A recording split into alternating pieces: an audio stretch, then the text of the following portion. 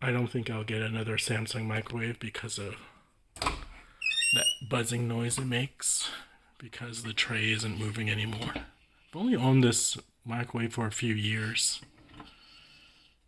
maybe 4 years, 3-4 years, and this thing over here is stopping, it's not moving anymore sometimes, so I don't recommend Samsung microwaves based on my limited experience.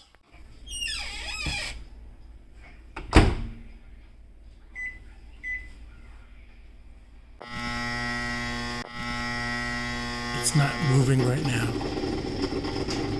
Finally it moved. It gets stuck.